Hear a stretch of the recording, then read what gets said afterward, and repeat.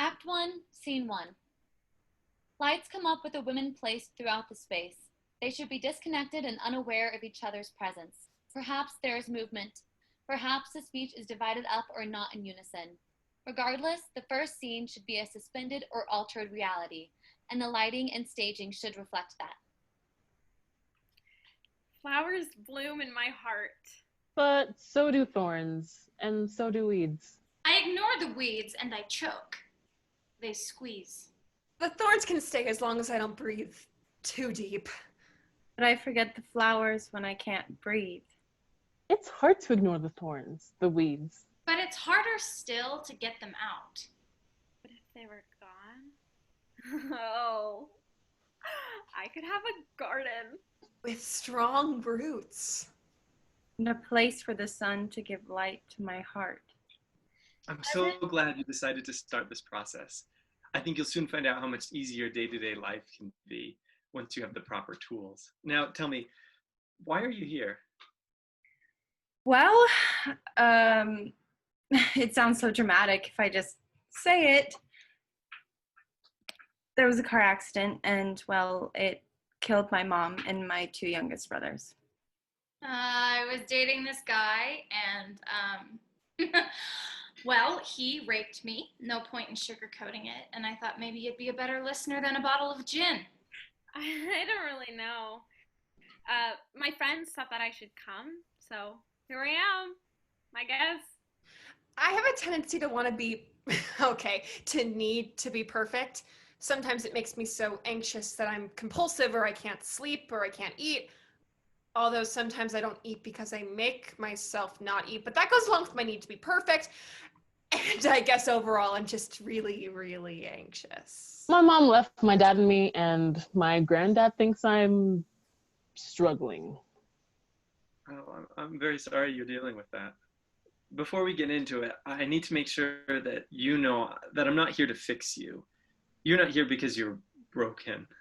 Everybody needs therapy. Everyone is dealing with something that makes them feel sad, angry, inadequate, scared, or hurt. So I'm not going to fix you. I am going to make you feel more like the person you want to be. There's no limits. You could be better than you were before. Okay. Uh-huh. Yes. One more thing. Try not to be too hard on yourself. There's no judgment, no expectations. Be patient with yourself. The only thing I need from you is to want to get better. Scene 2. There is a sudden and dynamic shift. Lucy, Amy, Molly, Janie, and Matthew are at the reservoir having a party to celebrate the end of the summer and the beginning of a new semester. Okay, I got the gin. Who brought the mixer? You still need a mixer. No, the mixer's for Molly. I'm not going to drink that. Not strong enough? Not that bad. For me, you'd probably like it. Bro, where's the pizza? I don't know, bro. Flirt much? To Molly. Shut up. Back to Matthew. I thought you were gonna pick it up. I thought Janie was gonna. What? Oh, that's bad. I don't have pizza. I'll text Mia and see if she can grab it. God, I can't believe the semester's about to start. I'm not ready to go back. Seriously. I think every other person in my spring lab got a research position for the summer, and I'm using my chem major for mixed drinks. Hey, alcohol is really ethanol, which is a compound, and that is science. You're right. So let me in, lab partner. You can be my lab assistant. Wow, thanks. Who has the lemonade? I brought it. Yes, Matthew! Amy pours a mixed drink for Molly that is 3/4 gin and 1/4 lemonade. You're gonna kill Molly. Well, for a name like Molly, you'd think she'd be more fun. Watch it. Technically, you have to pop Molly to be fun, to have fun. Amy hands Molly a drink. Pop, Molly, pop, Molly, pop, Pop, Molly, pop, Molly, pop, Molly, pop. carrying a pizza. What the actual fuck, guys? They're being clever. Really? It's been a while. Ha ha. Have a drink.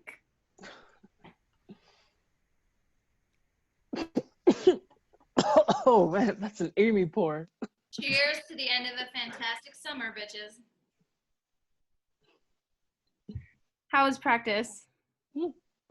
Good. Long. You kicked balls good? Ooh, I kick balls good. Then drink. Where's the hot date? No, Nina had a family thing, so she couldn't make it. Damn, I was excited to meet her. This pizza is amazing. No one's gonna be mad at me if I eat all of it, right? Mad? No. Hangry? Yes. So hand it over. Yeah, huh? I will steal your pizza. Try it. He lunges to steal the slice from her hand, and she throws it into the reservoir. What the fuck, Amy? I'm sorry. I literally have no impulse control. That was like a Baroque painting. Yeah? So much drama. Amy lunging towards the water, the look of shock, horror, and amazement on Matthew's face. The pizza soaring gracefully through the air towards its ultimate and tragic demise on the moon reflecting water. Oh God, Aunt Jamie. On second thought, maybe I do want to drink. I was being silly. We all getting silly. Fucking horsefly. That's revenge for trying to steal my pizza. Okay, I want to do it. You sure? Yep, but no lemonade, just gin. I really think you should mix it. All or nothing, baby. Who are you calling baby? Everyone have a drink? Yeah, right. To sophomore year and to making this year better than the last. You're here. Cheers. What the fuck? Nope. Wow. Never doing that again. Wait, we popped Molly. Hey. Oh my. Now I get it. Pop Molly. Oh my God. Found the baby. Just to Matthew. No, I think this year will be better than the last. Scene 3. Lucy and Molly are outside a church sanctuary while the service is going on. Lucy has just run out after the pastor mentioned the death of her mother and brothers. Hey, Lucy. What do you need? Nothing. Lucy, I'm fine. do you want me to go? No, it's okay. I just need a second. That was a lot, okay? He shouldn't have brought up the accident. That was insensitive and not really his place.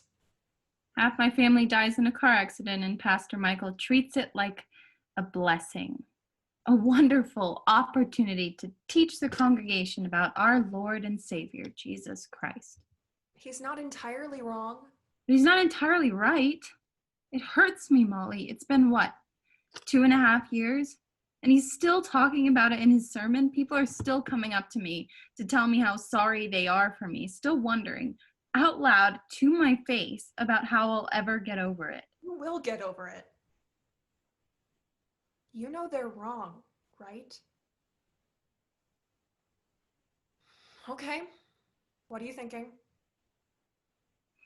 I don't know quite how to describe it. It's like I have this task of walking 1,000 miles, and I haven't even begun yet, but my feet are blistered and swollen and my lungs hurt.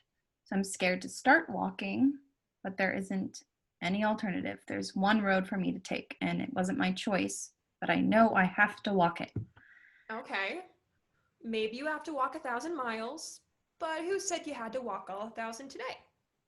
Maybe today you only walk 4 miles, and tomorrow's a bit harder, so you only walk 2. But eventually you'll get there. Yeah, maybe. And if an entire mile for you just means getting out of bed, showering, and putting on clean clothes, that's okay. I think starting my molecular biology homework counts for 3 miles by itself. And unfortunately, Lucy, I think the butterflies you drew in class instead of actually doing your homework sets you back 3. Hey, I worked hard on those. Besides, they make me happy. Do you think anyone noticed me leaving? I mean, yes, everyone could hear you sobbing from the balcony, but it's not like Michael had to actually stop giving the sermon, so... Fuck. Okay. You could have lied. You don't need to be coddled. Hey, Molly. Thank you for coming with me. Of course. No, I mean it. It's not even your thing. It's my family's thing. But you're my best friend. So you have to deal with it too. I think people forget that. Hey, I have an idea. Yeah? It's a game. It's called the happiness game. Basically, we take turns naming things that make us happy until we both feel good again. Okay? Okay. Butterflies. Fireflies. Horseflies. But only the ones that target Matthew. Hot chocolate. Old pictures. Cornfields. Oh, God. The Rocky Mountains. John Mellencamp. Fleetwood Mac. Cherry Coke. New socks. Old socks. What? Old sweaters. City lights. Roly polies. Being upside down. Oh, the feeling of washing my hands. Yes. Colored pencils. Strawberry fields and blackberry bushes. Laundry that's hung up in the sun to dry. Hide and seek. Your mom's chicken pot pie recipe. Yeah. Yeah. Apple orchards. Caves. Remember how cold the water was? And you made us swim? Yes. Peaks. Pretty rocks. Old notes. Beautiful penmanship. Anything yellow. Shampoo. Wearing clothes that don't belong to me. Running. Sledding. Swinging. Lemonade. With blackberries. With peaches. Friends. Oh, come on. That's too cliche. I don't care. It's true, so I'm saying it. All right then. Friends. The light changes. Therapist and Lucy both exist in the space. Life is like its own therapy. It has a way of breaking you down and building you back up. It goes in cycles, but it has its way of giving you exactly what you need right when you need it. And it's good to keep an open mind because it might be something you might not expect, like a stranger or like an unusually clear sky. But you're always given enough to go on. Scene 4. Molly is meeting Mia and Amy at a coffee shop near Mia and Amy's college. I literally had to waddle in here.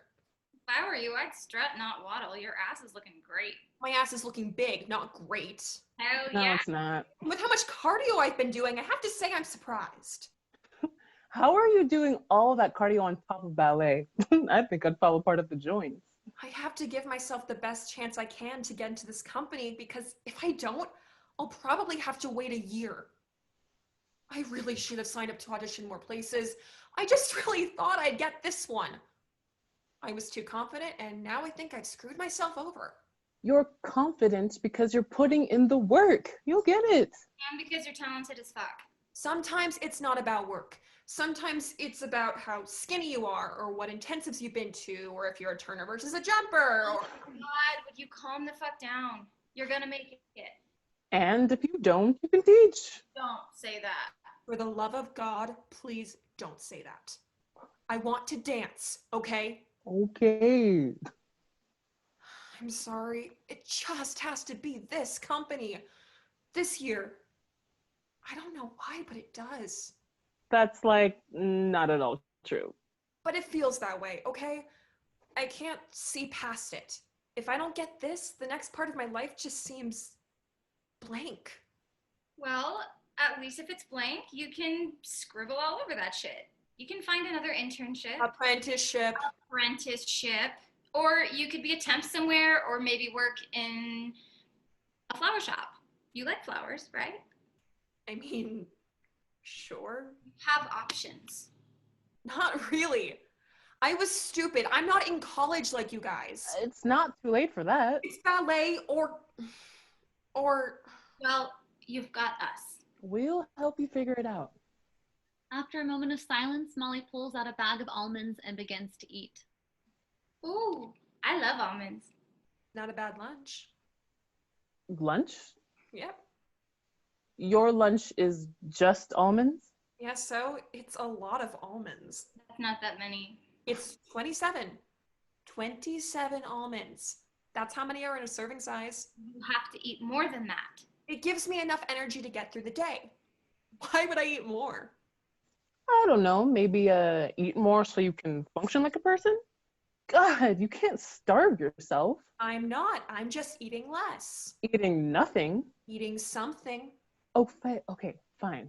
Eating 27 almonds. That's basically nothing. All this stress is making me nauseous, okay? So it's not like I'm hungry anyways.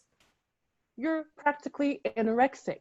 That's not funny to say, Mia. I'm not trying to be funny. I'm looking out for you. Well, look then. I'm too fat to be anorexic. Don't give me that shit. It's not shit. Okay, maybe I'm not fat by everybody else's standards, but by ballet standards, I am. So I'm cutting back a little. Okay, fine. Cut back on food.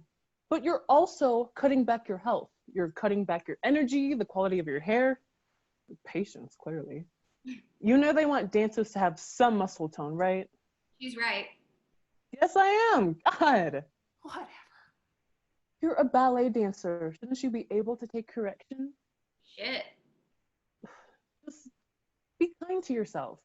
I've seen you take more care when prepping for a pirouette than you are currently taking on to meal prep. But I love you. We love you. So figure out how to love yourself. The lights change and Molly is with the therapist. So that's why you're here, to learn how to love yourself? No, I already know how. I'm loving myself by working hard and giving myself the best chance to achieve what I want. Ah, I see.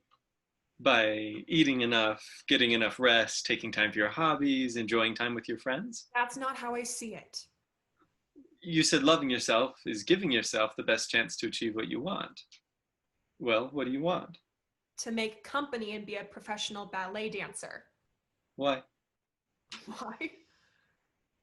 Because I've always wanted it. It's my dream. Because it means I accomplished something. So after you get it, you'll be content? You'll start eating again, you'll be able to sleep, no more panic attacks or outbursts. I think so. And what if you don't get it? You'll just never be happy?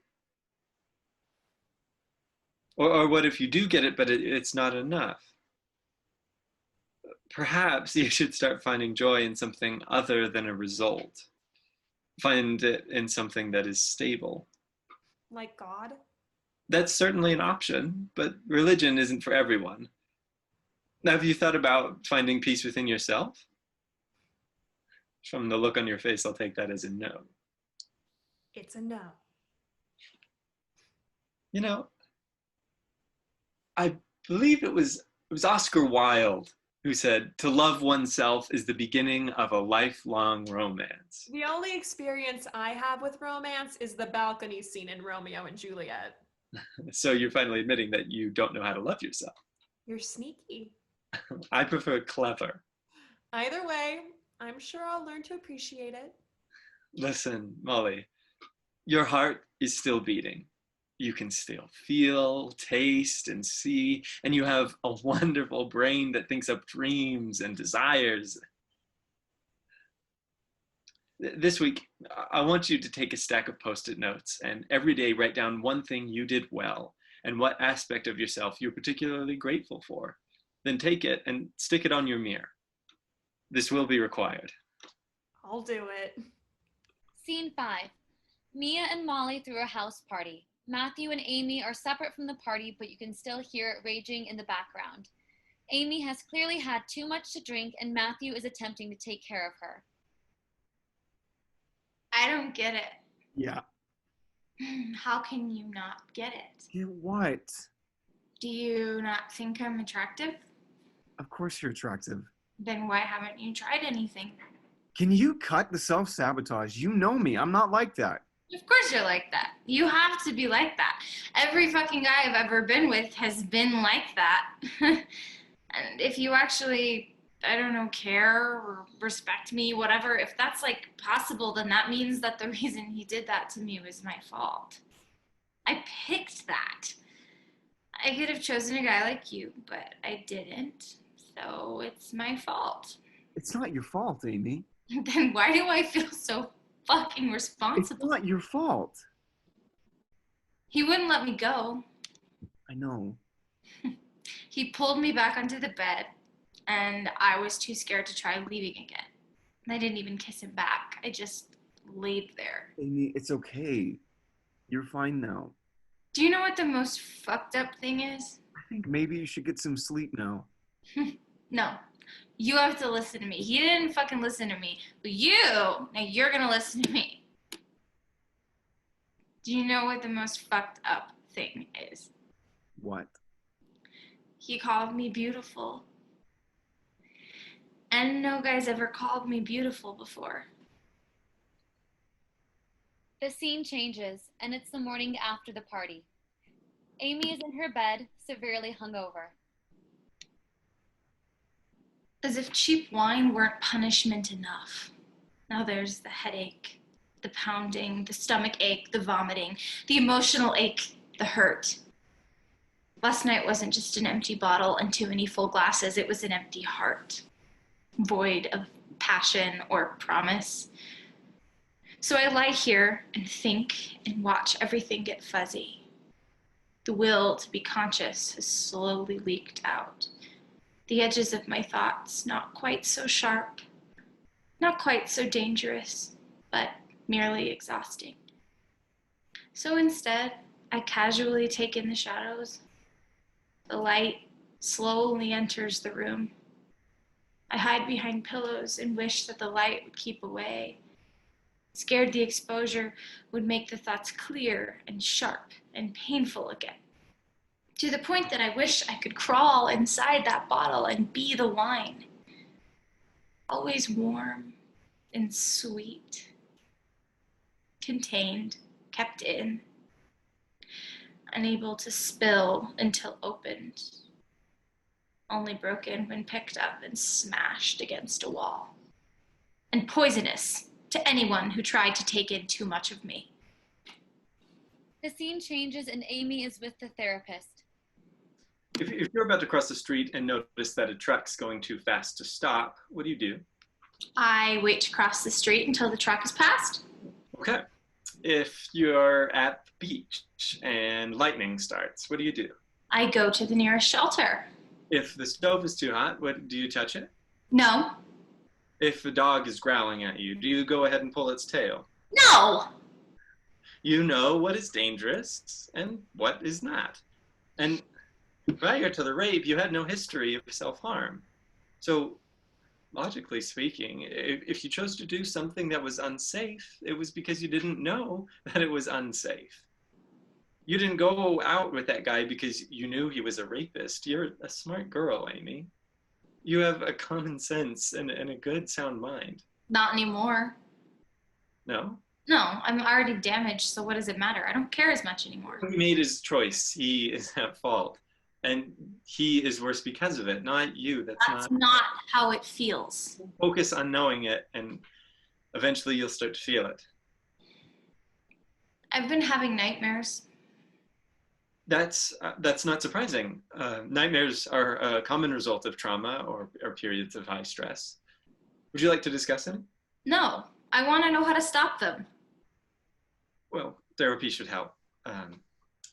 In the meantime, there are some medications I could prescribe. You could also try some natural remedies like meditation that could relieve stress relief before bed. So maybe not gin? That's your cure. It works. I understand the temptation, but self-medication creates more problems than it solves. I need to sleep without dreams. So if you can't solve it, then I'll solve it myself. How about this? Every afternoon or evening for the next 3 weeks, sometime when it's still light, go on a walk for at least 30 minutes. And on that walk, every single night, go through the reasons you are safe, sane, and strong. If you think about your feet carrying you, how your brain notices things, how aware you are. Thank every part of your body for doing as well as it's doing. And then right before you go to sleep, write down one thing you discovered about yourself that you're grateful for. And if by the end of those 3 weeks your nightmares haven't improved, I'll buy you a whole handle of gin. Scene 6. Janie and Lucy are waiting in the hallway of an emergency room for updates on how Mia is doing. She was sent to the ER because of a sexual injury she received while having consensual sex with her girlfriend Nina. Many hours pass over the course of this scene.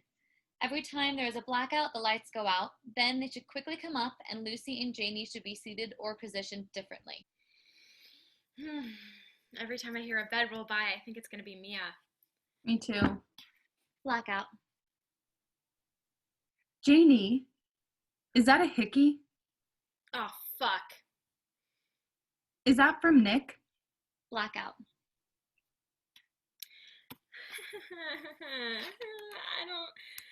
I don't know what I'm going to say to Mia. Oh, that's okay. Just remember that the nurse said she's going to be fine. No. The problem is, everything I want to say is extremely inappropriate. We're in a trauma center.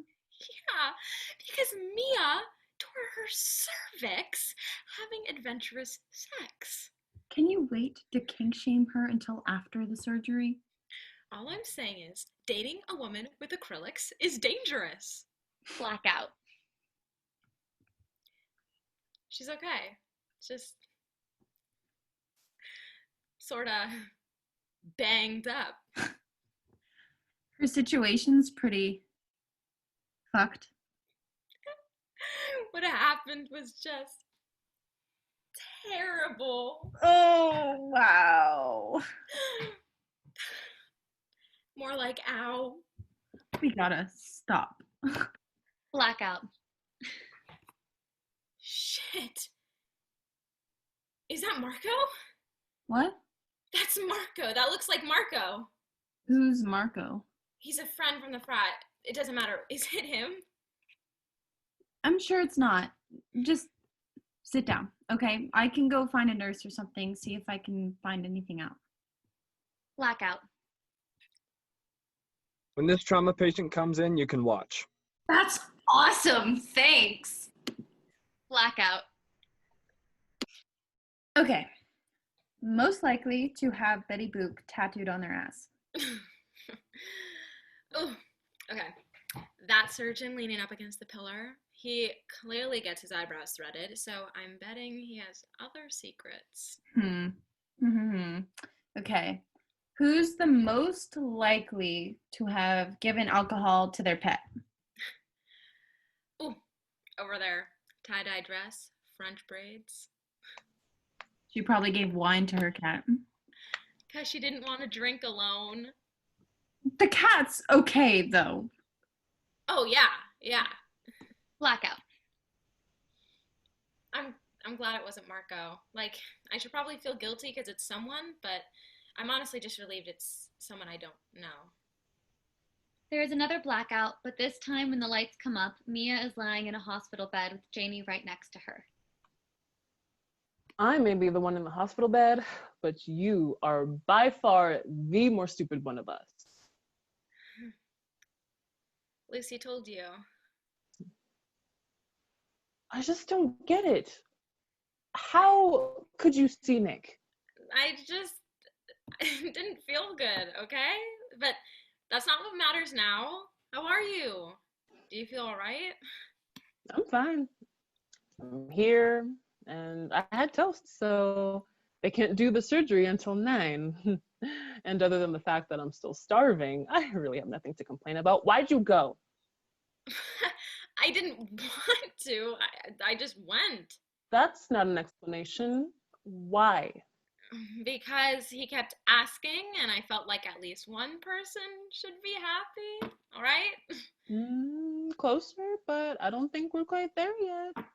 Fine, because I was lonely and so sad and had too much sparkling rosé on hand, and even though Nick was the lowest of all solutions, I thought at least he'd be able to make sure that I got through the night. We could have done that. I know that. But it's not fair to you. Look, I'm trying to get better. I really am. And in the meantime, I can't ask you to take care of me every time I have a bad day, so I'll make Nick do it. It's kind of whatever, anyways. No, it's not. He's not a solution. I should have been here to drive you to the hospital. I came as soon as I heard, but the fact that I was hung over in some guy's bed instead of with you, I'm really sorry.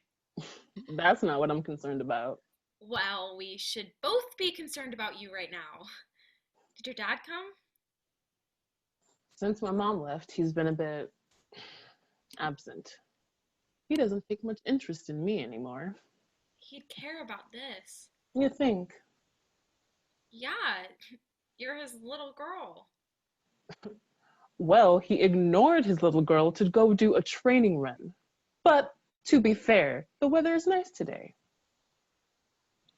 Well, it's a good thing you have us. And it's a good thing I love you because you're a headache. Hey! I'm kidding, Jeannie. Well, no, I'm not actually. You are currently giving me a headache, but I'm also stressed and starving to begin with. It doesn't really matter. I love you enough to be okay with it. But you have got to stop pulling the shit, okay? Stop seeing Nick. It's not good for you. But right now, nothing I can think of seems good for me. Then think of new things. Find a hobby. Go on a drive. Join my dad on a run. You'll be fine. You made it through the night, and hey, so did I. Yeah. We're both going to be fine. Sure, in a few hours I'll be in surgery and you'll probably spiral again. But this very instant, we're okay. And that's enough. The light changes and we are once again with the therapist. Janie and Mia are both in the space, but they share no connection or awareness of the other person. The therapist is equally connected to Janie and Mia, but appears to be talking to only one person, not two people. Let's do an exercise that helps you identify your emotions and the patterns they cause you to fall into. To start off, close your eyes. The volume of the white noise machine increases. Let's start with sadness. What does it feel like? Like swallowing ibuprofen without water so it sticks in your throat. Hollowness, like opening a box and remembering you threw all those sketches, except it's little bits of you that have been thrown out. What does it look like? A bee that fell in a cup and is kind of swimming, but its wings are too wet. I don't know. Take your time. Like hiding in a bathroom stall and with toilet paper pressed to your face to muffle the crying. What song is it? Cable Car by The Fray. Skinny Love by Birdie. How do you get rid of it? A new acrylic set, reality TV, and Mexican takeout in bed. Driving way too fast on the back roads out by the cornfields. Now, anger. What does it feel like? Like eating a Thanksgiving worth of desserts, then sitting outside when it's like 95 degrees. Like my chest is being pricked with, 100 hot needles. What does it look like? Red. Yes? Like him eating the takeout he brought home for himself after I said I was cooking us dinner. Well, that happened. More than once. Yeah. And how did that make you feel? Angry. Of course. What does it taste like? Expired soup. Meat on a stick. How do you get rid of it? Writing down the most spiteful things I can think of, soaking it in vodka, and setting it on fire. I'd highly recommend it. Accidentally dropping his last beer on the kitchen floor. What about happiness? What does it feel like? Koto's nose, nuzzling my hand for pets. Putting my hot feet in a cool stream. What does it look like? Every seat at the kitchen table full. A picnic in the sun. What outfit is it? Oof, this tight burnt orange dress that I have, that makes my ass look great. A good pair of mom jeans. How do you keep it? How do you keep happiness? Scene 7. This scene is a dream sequence and should quite clearly be a break from reality. They are each trapped in a nightmare. Movement and music, perhaps only drums, should be used in this scene. I'm in the middle of the desert, but it's freezing. And it's pouring rain. I realize that I could be in danger of a flash flood, so I start to climb this mountain of red rock. But the rock is slick and the wind is trying to blow me off of the mountain. I slip and almost fall into the water, but a man appears out of nowhere and pulls me back onto the rock. But as he grabs my hand, it burns me. I scream. I try to pull away, but he won't let go. He pulls me into an alcove and says he knows a better way to the top. I'm reluctant to believe him, but by the time the water is churning all around the base of the mountains, he brings me to a rope ladder and says it's the only way to the top, unless, of course, I'd prefer he escort me along the outside ridge. The ladder is violently thrashing in the wind. This isn't what I want, but I don't feel like I'm actually given a choice. I climb, slowly making progress as the wind repeatedly slams me into the side of the mountain. I dig my nails into the rope as I'm blown out over the raging water, then in, out, in, out, in. Forced into this position by a man whose hands burn me as they touch me. Suddenly my grip loosens and I feel myself falling over the water. I'm afraid, but somehow I know the rocks below the surface can't possibly hurt as much as his hands burning my skin. And then I wake up. I'm standing in this huge lot of sand when suddenly a gigantic man appears. He's barbaric, crude, and dirty. He uses his spear to point at the pit, at this pit. It's deep with steeply sloped sides, and he says that my brother's at the bottom. I start running towards the pit, begging him to help, shouting that I'm going to try to pull my brother out.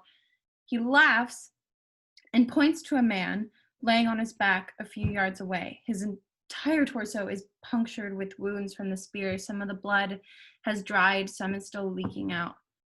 He has rocks on his chest, so it's harder for him to breathe.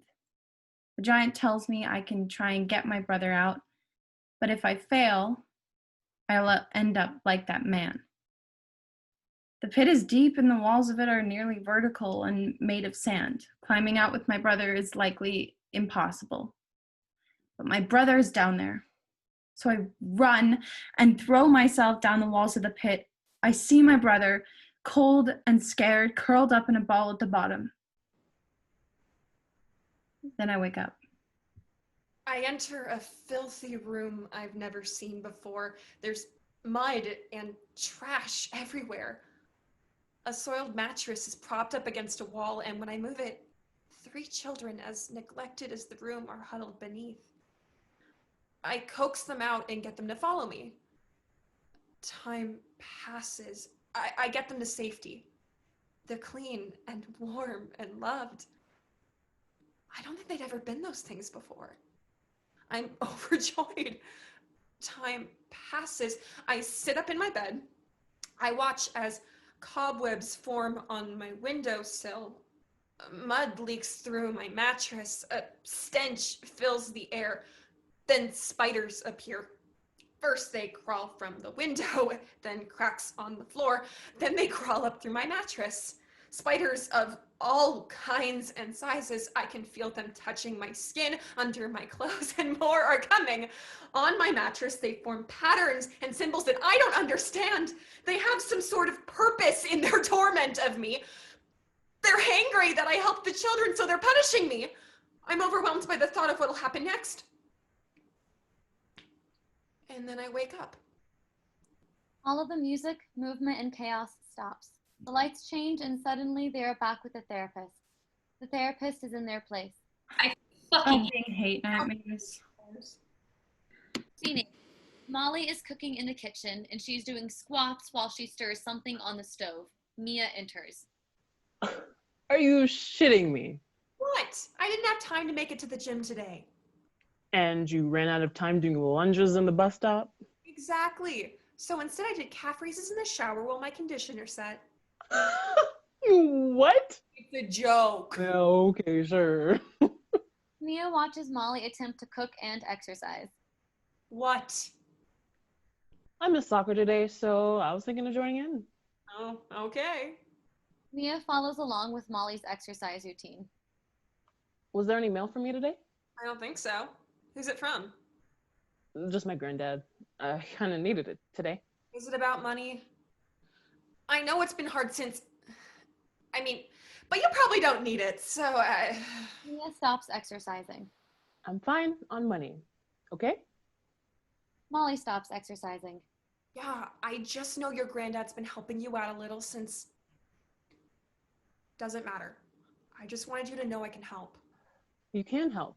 You can make me a vodka cranberry while I wait for him to call. Your granddad? I'll make it a double. It's just so stupid. He's paying for part of my school, so clearly I appreciate it. But unless I call to thank him twice a week, he threatens to revoke it. Jeez. Have you two talked about boundaries? Yes. And I also told him I smoke pot and that our third roommate is actually a German Shepherd. He thinks Coda's a human? To be fair, Coda thinks Coda's a human. Ugh, it was a fucking long day. I had to talk to my dad's divorce lawyer to give my testimony on why my mom's a dick. That was today. And they just drilled me with all of these asinine questions about how I was emotionally traumatized by my mom leaving us. Like, fuck, why would I want to talk about that to a patronizing prick in a suit as he nods and sighs in sympathy while slurping his Diet Coke and checking out the paralegal's ass? Well, at least he's sure to know a few good divorce lawyers when he needs it.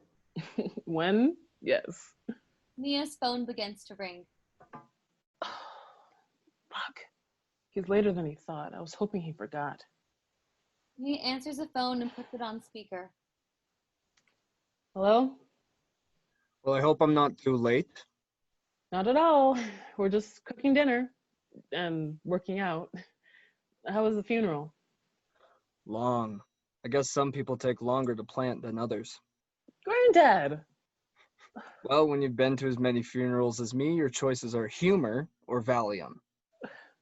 Speaking of funerals, Grandma has decided that I should dance at hers.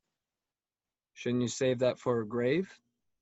No, she's planning on being cremated. Oh. Well, that's not the last time she's going to feel the flames. Actually, I was more against the idea because I stopped dancing when I was 6. I've always thought your grandmother overestimated your kid's talent. That's fair, I guess. Actually, that reminds me, I want to talk to you about your brother. Josh? If this is about him playing football again... No, it's about his decision to have nothing to do with responsibility. I don't think he ever takes his family into consideration. He's my only grandson, and he doesn't answer my calls. You know, not to answer the phone when your grandfather is calling. I'm sure he's just one busy. of the rudest things you can do. And yet he's yet to come over to cut the grass like I've been asking. You know, I bet it's all those football practices. I've been reading articles about about football and brain damage. Your brain is the most precious thing you have. He is my brother.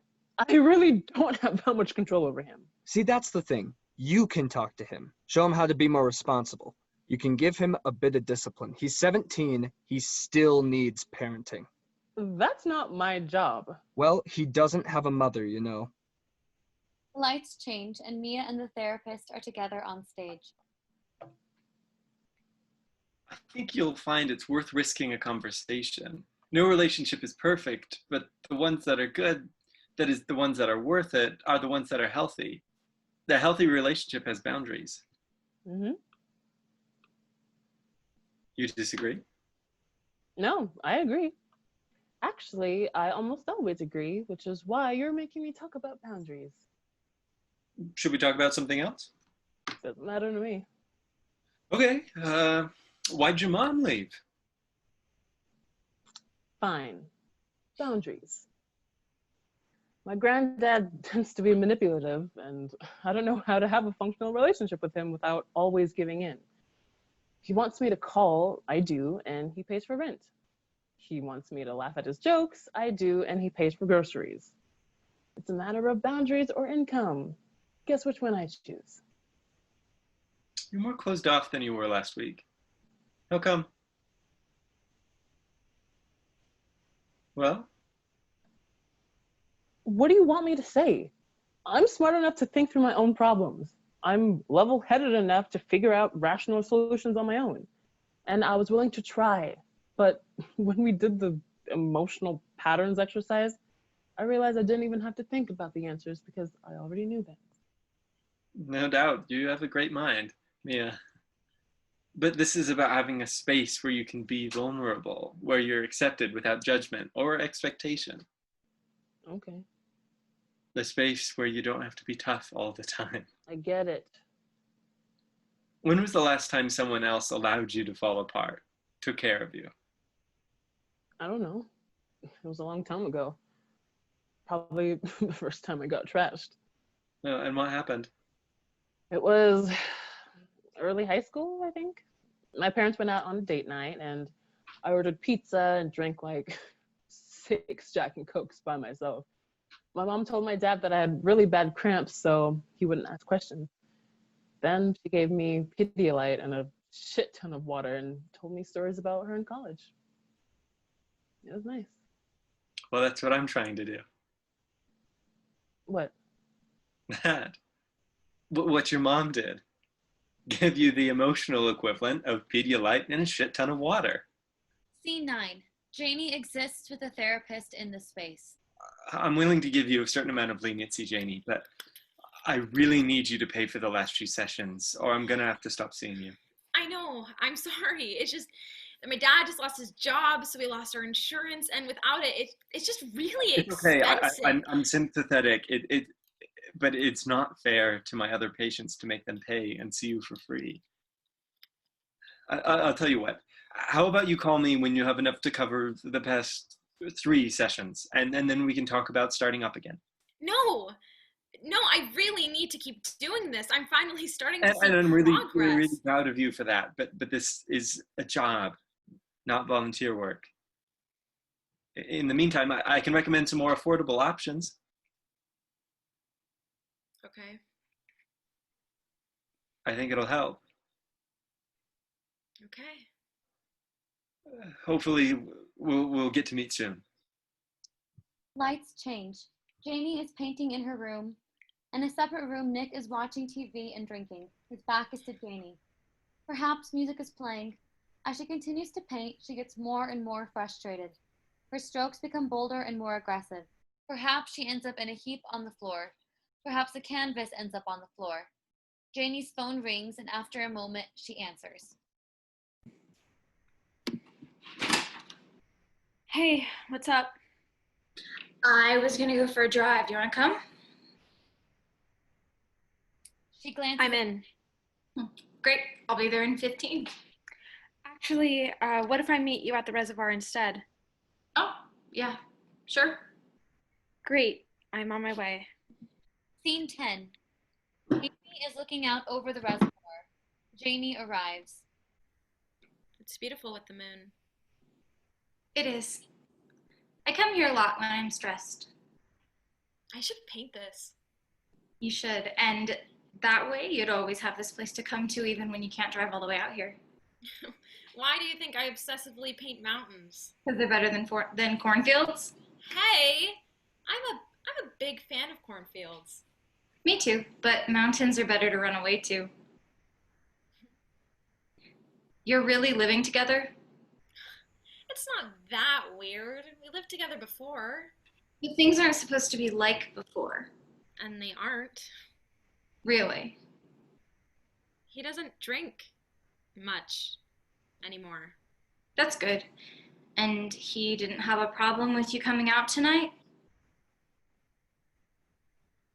Did he? I didn't tell him. Why? Because I don't have to. And he's suddenly okay with that? Yeah. Yep, yes. I told you it's different. I don't believe that. After last time, I mean, you were a mess all the time and he hit you. Once. He hit me once and he was drunk and he never did it again. Look, Janie, do you hear yourself? Can't you see how he's manipulating you, making you think he's different? He's better, so if there's a problem, it must be you. Are you really saying this because of me and Nick? Or are you saying this because of what happened with Jake? Stop. It's not about... It's because... It's... Fine. Look, because of him, I know what abuse looks like. Have you ever had sex with him even when you weren't in the mood? Maybe because you didn't want to make him sad or mad, or because you didn't want to hurt his feelings? You gotta break up with him, Janie. You'll feel so much better. Oh, will I? Will I feel just like this? And also lonely. Have you talked with your therapist about this? Of course I've talked about this with my therapist, but they've decided not to see me anymore. What? They told me this morning. Why? It's a little too expensive right now. Okay, so we can find you another therapist. Can we? It took me months to find one last time, and that was with insurance. I called over a dozen places today, and the ones who were cheap enough to have, they have all have massive wait lists. Well, at least you have your art. Art. The most effective cure and the greatest source of pain. I have an idea. He picks up a few rocks and hands some to Janie. Here, some therapy. Take this rock, scream something cathartic, and launch the fucker into the reservoir. Janie takes a rock without much hesitation. Each line that is said is punctuated with the throwing of a rock. Fuck! Rotten hell, Jake! Get your own goddamn beer! Fucking dick falls off. My art is good. Okay, It's important. Fine, What I want is better than important. you. I'm over you. You're entitled. I sure as hell don't need you. Bye. Get out of my house. The earth. Fuck My life. Fuck men. Janie gets out her phone and calls Nick. He answers. She puts it on speaker. Don't bother coming home tonight. Where'd you go? Trying to fuck some other guy again? That's actually what I wanted to talk to you about. I am coming home tonight, but I don't want you there when I do. I'll be back in 2 hours. I want you gone by then. Oh, come on, babe. You don't mean that. Of course I want you to come home. Things just aren't getting better, and I deserve someone better. That hurts me. I've been trying so hard. I want to break up, Nick. Oh, really? How long have you wanted to? I don't know. For a while, since before that night. This relationship hasn't been working for a long time. Well, I don't want to break up. And I'm not going to leave. So if you want to talk about this, come act like an adult and come home and talk about it. I've made up my mind. I want you out. Fuck you, Janie. Okay, how about this? I'll call Matthew to take me home, so if you aren't out by then, he'll make you leave. Are you fucking kidding me? You can't just give me a little phone call and just be done with me. You're a fucking slut, Janie. You can't just kick me out. I can't. It's my apartment, and the last time I checked, you've never once paid rent or signed a lease. I want you out of my house and out of my life. You're gonna freak out again. You know you aren't stable. Without me, you'll fall apart. I hold you together. You're what causes me to fall apart, Nick. You make me spiral, and I am sick of it. I am so sick of it. Goodbye, Nick. Janie hangs up. Whoa. How do you feel? Kinda like a badass. Also kind of nauseous. You did the right thing. Let's hope. Scene 11. Molly is alone on stage. She is looking at her email. She discovers an email from the ballet company she auditioned for. Thank you for auditioning. We've already sent out contracts. Already sent out contracts? No. Oh my God, no. Shit. She begins doing intense physical exercise. The sequence should be physically demanding and take enough time for Molly to be exhausted. She then becomes outwardly frustrated. Her breathing changes from being merely out of breath from the exercise to the rapid breathing of a panic attack. Breathe in. Breathe out. What can I see? What can I feel? It's cold. It's too cold. I'm too scared, too alone. Breathe in. Breathe out. 4 on the inhale. 8 on the exhale. What can I hear? What can I touch? I'm numb. I can't breathe. I can't hear. I can't breathe. I'm too numb. Breathe in.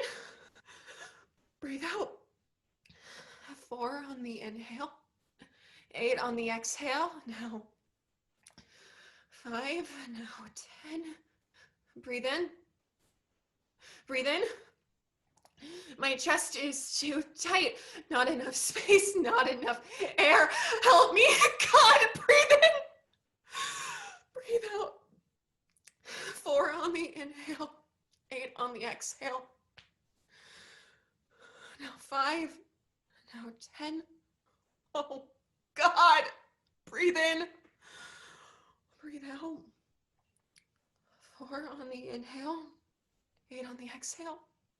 Now 5. Now 10. Good, again.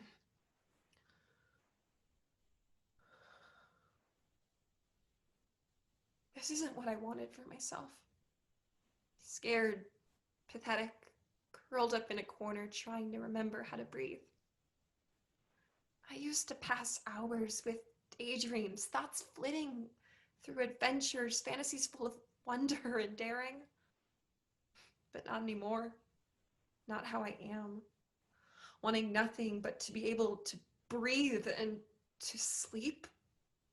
God, I want to sleep. But then what do I want? What do I want? I want to see the Northern Lights. I want to see a midnight sky that is suddenly ignited by bursts of violet and emerald, of fuchsia and lime. All of these colors and their many variations weaving through each other, shimmering brighter than stars, glowing gently like embers.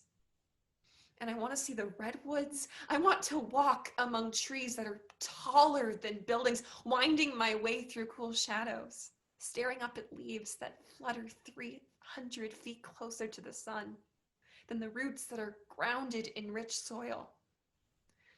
And I want to skinny dip in hot springs in Montana and wander the green cliff tops of Ireland, and I want to climb volcanoes in Iceland and take a boat tour in Peru, waste the day in a Prague cafe, cross the Atlantic on a ship.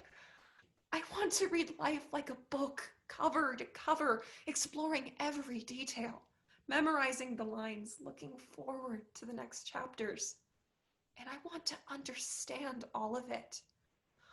I'll learn and mature. I'll travel and be changed by my experiences. And I won't be anxious anymore. I won't be scared of the unknown, so daunted by uncertainty that I stay here forever.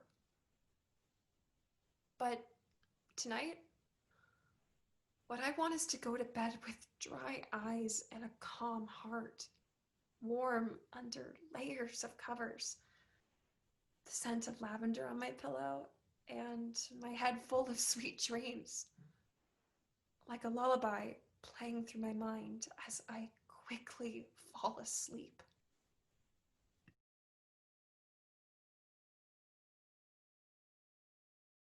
Act 2, Scene 1. Lucy, Amy, Mia, Molly, Janie and Matthew are at Mia and Molly's apartment having a party. Music is playing. Amy should be the most drunk, but everyone is drinking to various degrees. They are playing a party game of sorts. The teams are Lucy and Mia versus Janie and Matthew/Amy. Molly is the fucker and the most sober. The game plays out until Mia grabs the flag. Okay, let's see what's going on here. Hey, let's go! Let's play this! Yeah! You guys can! Come on, Lucy, let's go! Come on, let's go! We got this, we got this! Oh, I've been so bad at this. God, We almost got it! Come on, let's go! less to drink. Oh! Yes! Woo! Want to go again? Oh yeah! Oh my God, no.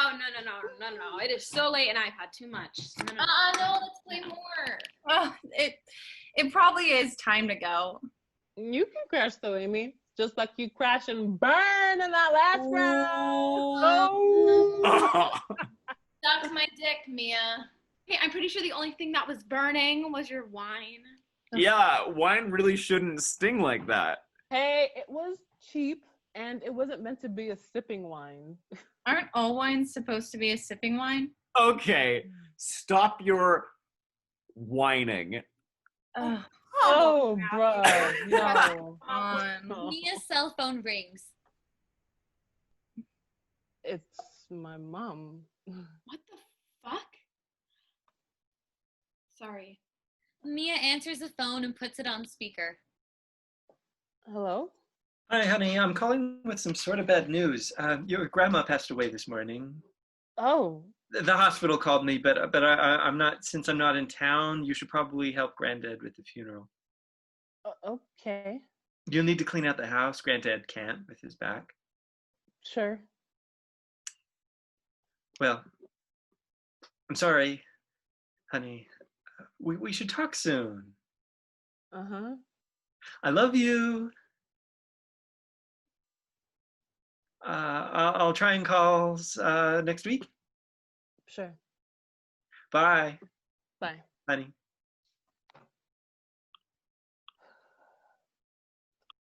It's fine. I knew it was coming.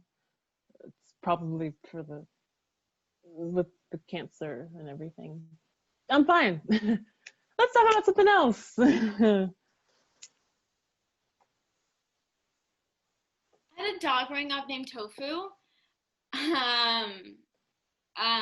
But he'd still come for you if you called him Tofurkey. So,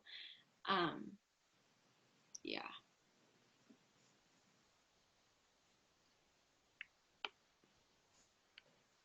Coda responds to fucker.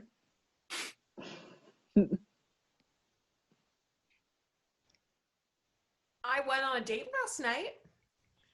Yay. What? Yay. It was good. He was cute and nice and fairly interesting, I guess. But it was also kind of awkward. We decided to go back to his apartment after dinner to watch a movie. Classic. I was so nervous that he was going to try something that I ended up doing the dishes. Honestly, still a win. How did he think of that? Not really sure, but I think he actually liked it. I think he thought it was kind of sexy housewife kinky thing. Did you guys do anything? Oh God, no. Well, other than the dishes. What the hell, Molly? Why not? Honestly, I think I've just been dealing with so much, nothing else seems that important. I just couldn't get into it. Amy continues drinking the wine, getting visibly more upset as the conversation progresses. Matthew is quietly talking with her and clearly trying to get her to swap the wine for water. I get that. Ever since the accident, it's really hard to connect with people. It's like our realities are just too different. Matthew smiles sadly. Exactly. I live scheduled to the minute with goals, lists, charts, you name it. I need things a certain way at a certain time.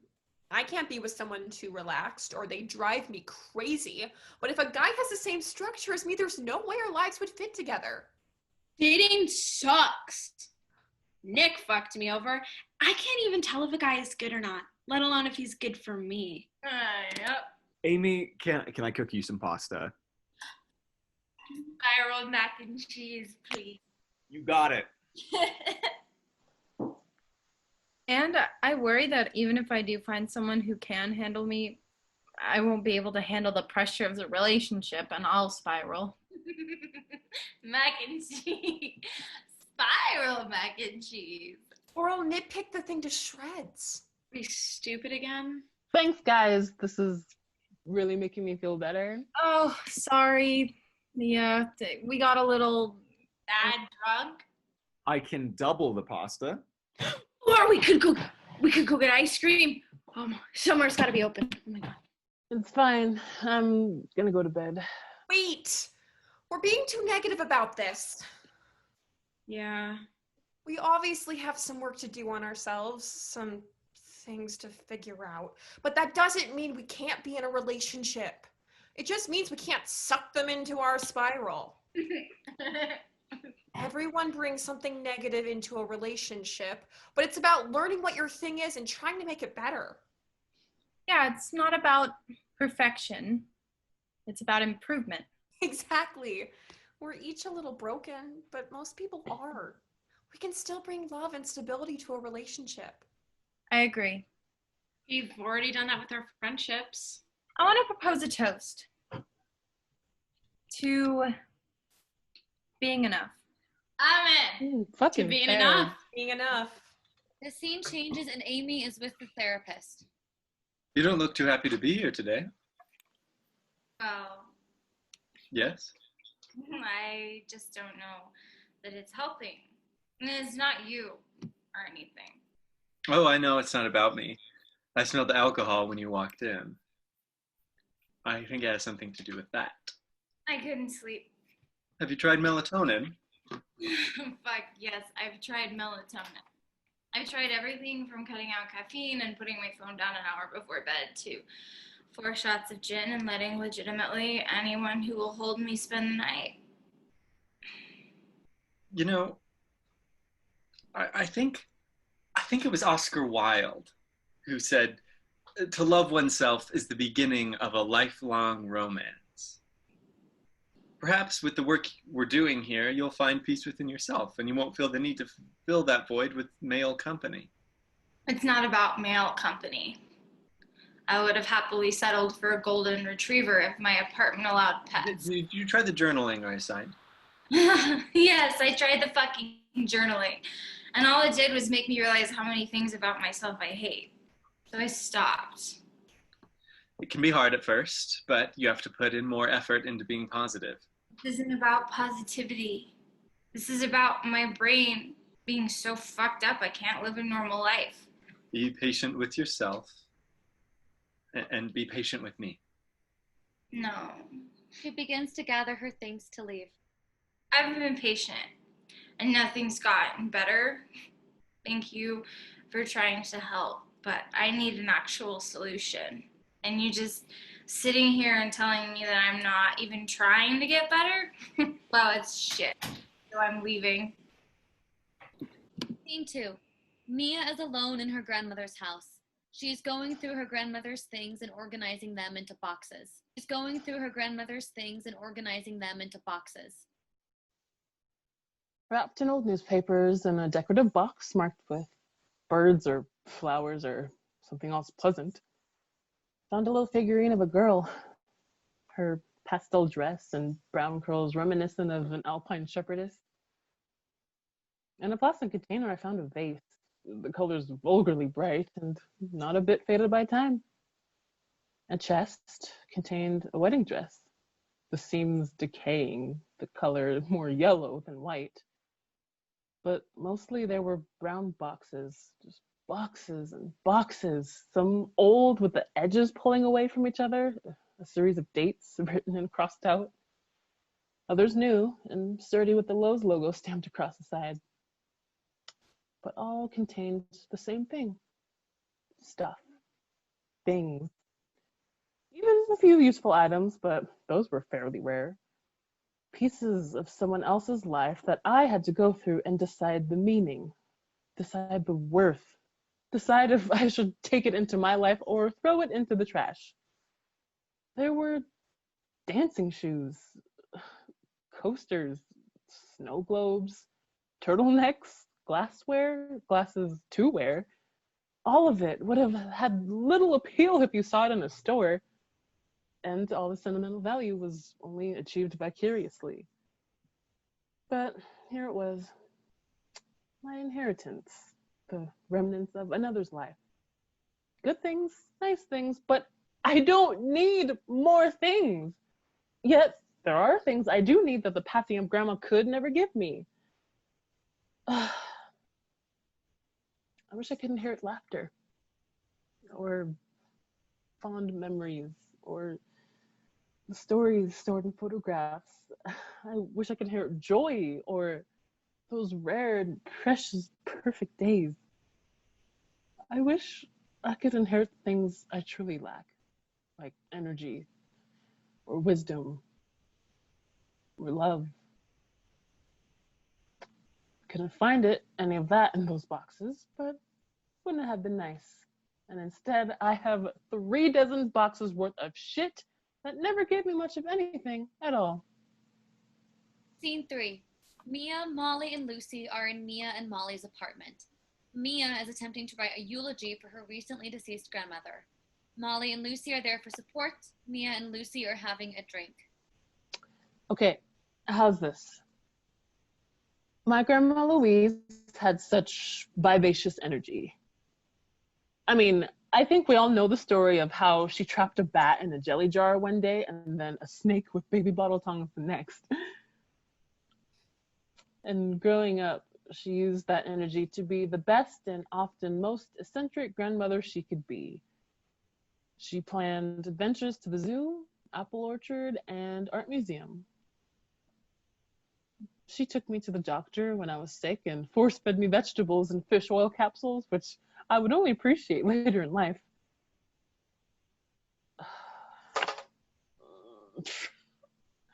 I'm not old enough for this. To drink? I'm surprised it took you so long to notice. And it hit you. When I moved her out. Well, when I moved her stuff out. God moved her out. Nice. It's just like, shit, I'm 19. And I'm sitting here writing a fucking eulogy. Well, I wrote my first eulogy when I was 16, so I really don't know why you're complaining. Okay, fair point. But this still sucks. Of course it sucks. Life sucks. Not always. I mean, have a little faith, right? Faith? Like, in God? Yes, in God. That's great advice. What do you mean? Of all people, you should. Want to know what I wrote in the eulogy for my mom and brothers? True faith is being able to turn to the person next to you after a tragedy like this and still say, I believe. To 3,000 people and 4 news crews, I said that. Are you saying you don't? I don't know, Molly. Have you talked to Pastor Michael? I don't need to. This is a really big deal, Lucy. Not really. I mean, it's normal to have doubts, but if you're having them, you need to talk to someone. I've talked to a dozen good Christians and read books on theology and suffering, and it didn't help, so... It really makes sense that after the accident you would be struggling, but the church can help. And I need help, but like actual help, not penitence and prayer. Yeah, I get that. When my anxiety was first getting bad, I was in the middle of a panic attack, begging my mom to take me to a psychiatrist, and she told me I needed to fix my faith first. I needed to pray more, memorize verses, and then maybe I could go see a counselor at the church. That's the only therapist I was allowed to see too, even after the accident. We prayed together, I was handed some psalms and the entire book of Job, and that was basically it. The church has some issues, but the church isn't God. You know, I've been going on a lot of walks lately, and it's made me realize that if I'm gonna find God again, I'm gonna find him through the trees or stars and not sitting in some pew. I've actually kind of thought that too. I'm not really into the whole God thing, but the world he supposedly created is around us, right? Not in an outdated book. It's still relevant. I mean, it's the living word of God. Not as relevant as the stars. But easier to read than the stars? Definitely more accurate than reading the stars. Maybe. Just promise me you'll keep an open mind. Okay. And if it's true, it can help you find some peace. And it did for a while, but I'm tired of hearing about those great promises that I haven't seen fulfilled. One of those great promises is heaven. I mean, if you don't believe in it, what do you think happened to your mom and brothers? That's not your fucking place. I'm just saying there is still hope. There are promises none of us will get to see realized until later, and right now, all we can really do is pray. I played the praying game, okay, Molly? It's shit, and I'm done talking about it. You know what? Fuck you, Lucy. What? Fuck you. You think because of the accident, you're the only one that gets to have an opinion, and we just have to go along with it because no one wants to upset you. That's not even... This? Right here?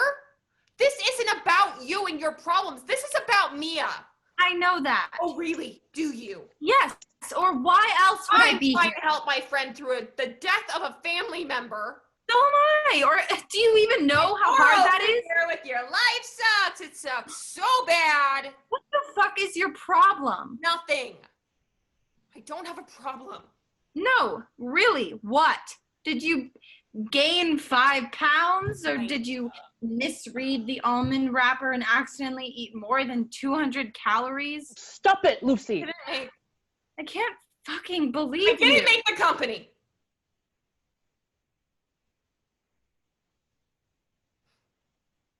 What?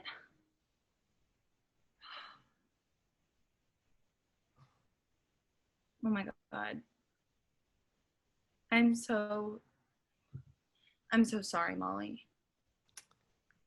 So sorry. Completely my fault. I fucked myself over. What happened? I got sick. Like nauseous and dizzy, and I had no energy. I was a mess. I couldn't spot for shit. My leaps had like 0 height. I just wasn't good enough. It's not your fault, Molly. You worked so hard. And we always believed in you. Bullshit. You knew I was sick. You knew I was never gonna make it. I tried to help. I know. But I needed more help than you could give me. Do you want a drink? No. No, it's okay. I'm actually gonna go blow my nose. I'll be right back. Molly goes to the bathroom. Why are our lives so messed up? I think everyone's is. Like, we're all dealing with something. Some things are just easier to deal with than others. Some require a drink and some the whole damn bottle. In that case. Mia pours another glass. Excuse me, ma'am. I think you're forgetting that everyone is dealing with something. Mia pours Lucy another glass too. Suddenly, she realizes Molly may be throwing up. Shit. She goes to the bathroom door and hears that Molly is in fact throwing up. Lucy can tell by the look on Mia's face what's happening. Shit.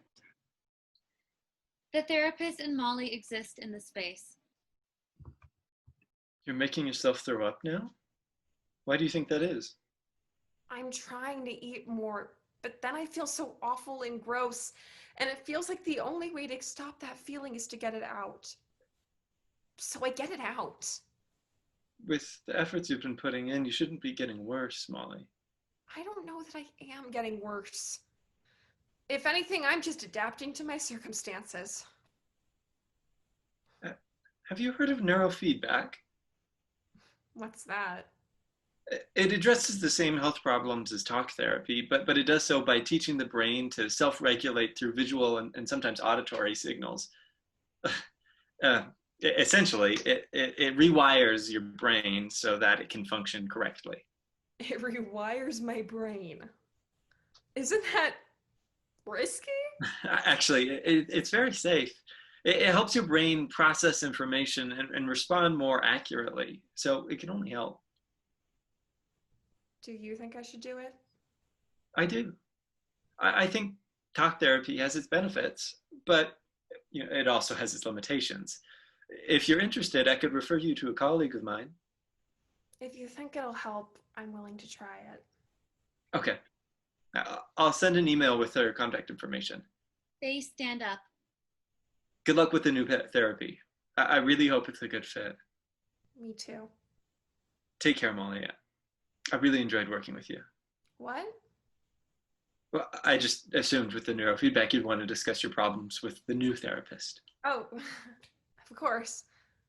Well, thank you. She goes to hug them. The therapist startles back.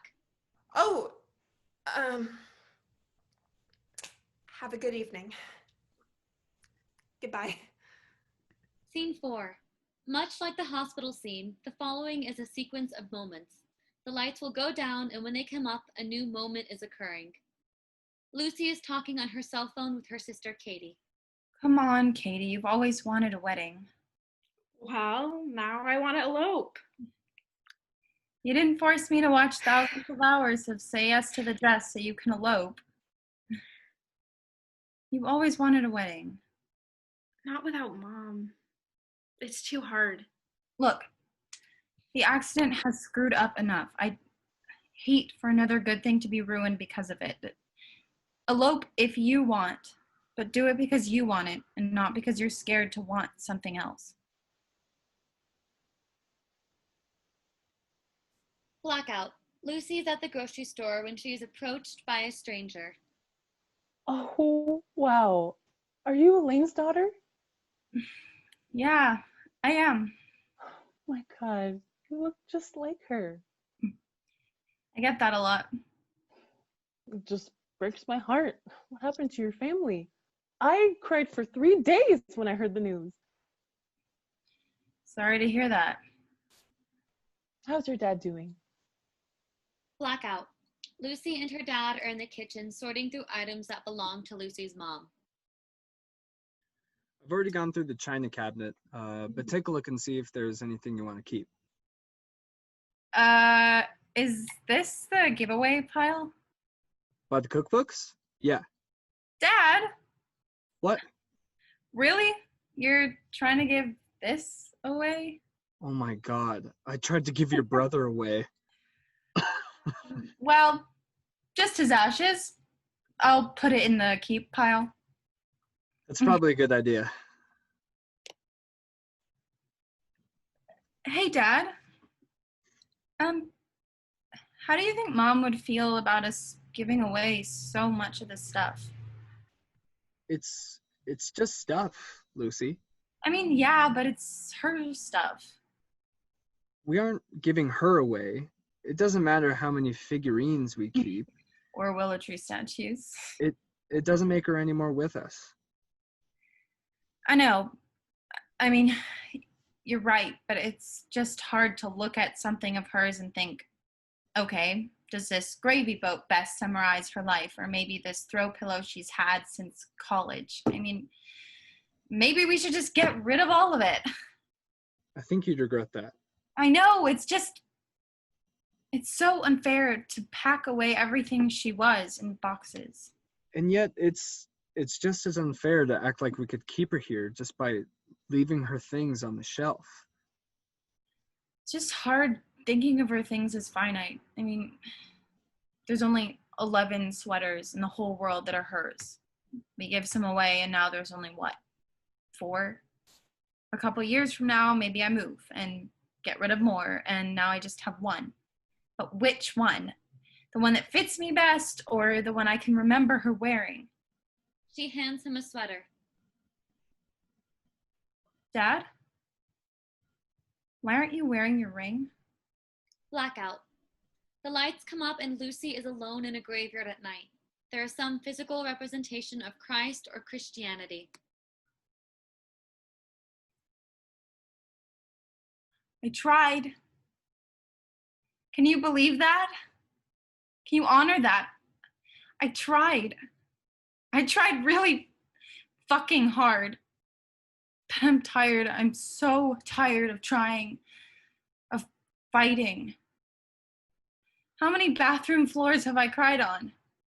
How many classes did I have to run out of because I was breaking down? I'm strong, but it's like someone said, okay, now you're Atlas. Hold up the fucking sky. And I was 16 and I wasn't that strong. So pieces started falling, and thank the fucking stars above that there were people there to help me. But some days I'm on my own and look up and the cracks are showing. Pieces are falling and I'm still standing. But I am so tired.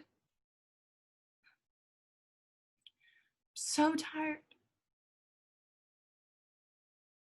What happens if I just walk away?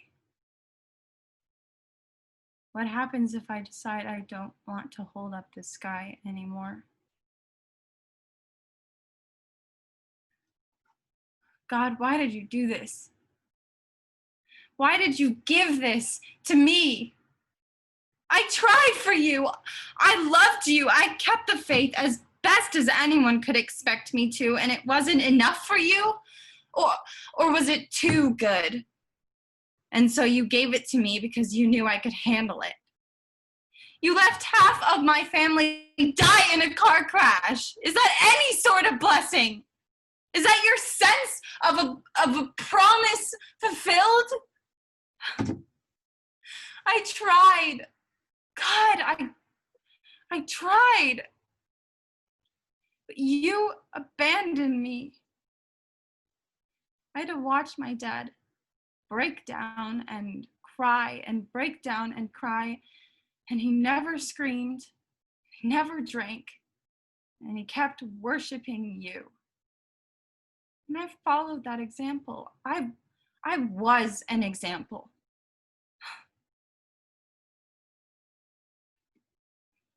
I don't have answers.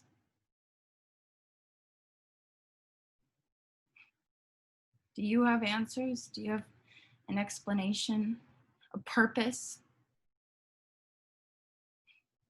Do you care?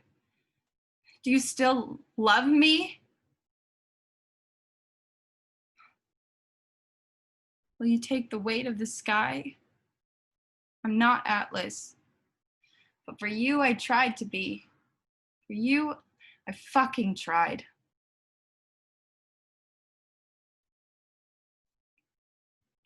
I'm done. I'm too tired. I can't try anymore. So let the sky fall. Or you're all powerful, right? Take it yourself. The lights change.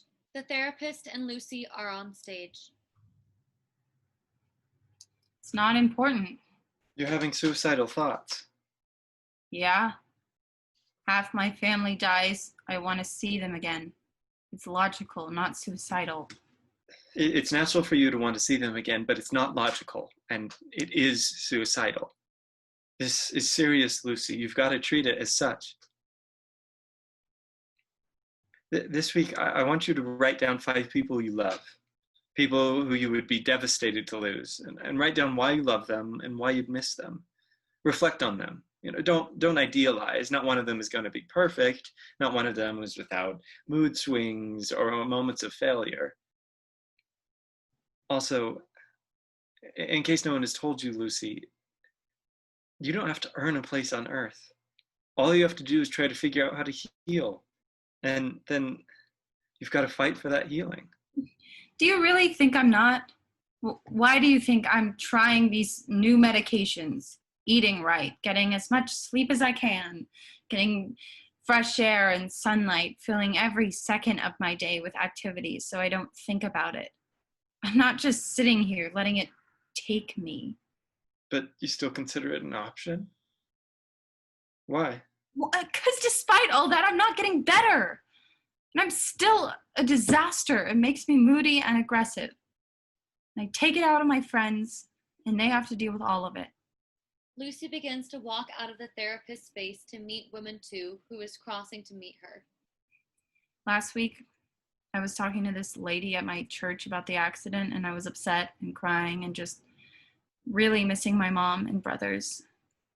And I said, The woman 2. I just want to know when it's going to get better. To the therapist. And she, honest to God, simpered and stroked my hair and said, Oh, that it will ever get better. This is probably something you'll have to deal with for the rest of your life. well, fuck that. Lucy returns to the therapist. I'm not going to just suffer and be this sad little burden to everyone around me. I'm going to get better, and if I can't, then Then you're going to kill yourself? I'm going to solve the problem. It would only create more problems. It would hurt more people and cause more suffering. I legitimately don't believe that. I won't accept that. You have value and worth, and it's only a matter of time before you'll see it too. That's really nice, but it doesn't mean much. Like, what else are you going to say? I'm sorry, Lucy. We're out of time for today. Lucy nods and stands up to leave. One more thing. Here's my cell phone number. I sleep with the ringer on. Scene 5. Janie is meeting Amy at a table in a coffee shop near campus. Hey! What's up? Hey, How was class today? sorry. Give me a sec. Sucked into the social media vortex. Usually, yes, but today it's actually the news. Let me guess. Natural disasters, financial crisis, and another politician acquitted of sexual assault charges? If those aren't today's headlines, they're either yesterday's or tomorrow's. Why bother? They're just depressing. Actually, though, I'm following these women's rights marches. It's amazing to see how many women are finally speaking up. Also kind of horrible. Oh. I think there's actually one happening downtown this weekend. Oh my God, really? Uh-huh. Oh, we are so going to that. Well, I don't know that I want to go. Why? Why wouldn't you want to go? It just seems like a lot. It might not be good for me right now. Oh. Okay. It's not that I don't support it. Of course. It's just that, Use your art instead? What? Yeah, like maybe you could still be a part of the movement by making a politically charged painting or something. I don't want to do that. Okay, sorry.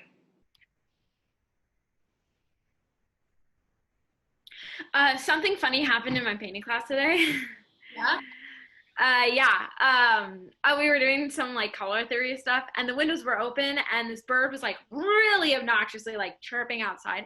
And then this girl in her class, in my class, her name's Erin, has an emotional support dog that she says is a service animal, even though it clearly isn't trained very well. But anyways, the bird was going off, and suddenly her dog just lunges across the table as if like no one else. Protests, Janie. Not enough, but women are being listened to, and men are actually getting convicted for sexual assault. I'm thinking about reporting Jake because I think it might matter now. And that's great. You should definitely go to the protest. So should you. Why? Because of Nick? The shit he did to you, God, Janie. I'm done with Nick. Will you please stop bringing him up? You are a victim of assault. Don't you want to prevent it?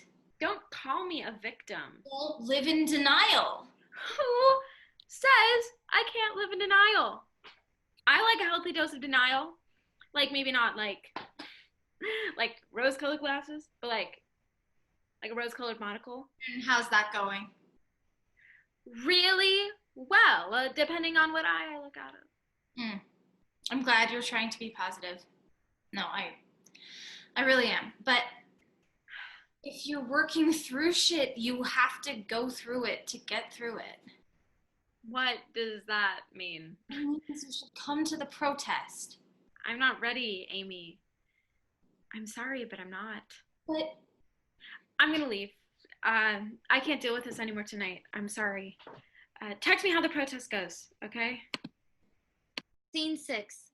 Lucy is alone in her bedroom staring at a picture of her mom. A journal lays open next to her. There's a knock on her bedroom door. Come in. Matthew enters holding a pizza and a Coke. Hey. Oh, hey. I was getting Domino's and they accidentally gave me a large, and although I could definitely eat a large by myself, I thought maybe I'd share it. Are you in? We could picnic. Absolutely. Good, because I even brought you a McDonald's Coke. Oh, just what I needed. Then come on. I'll even let you pick the music.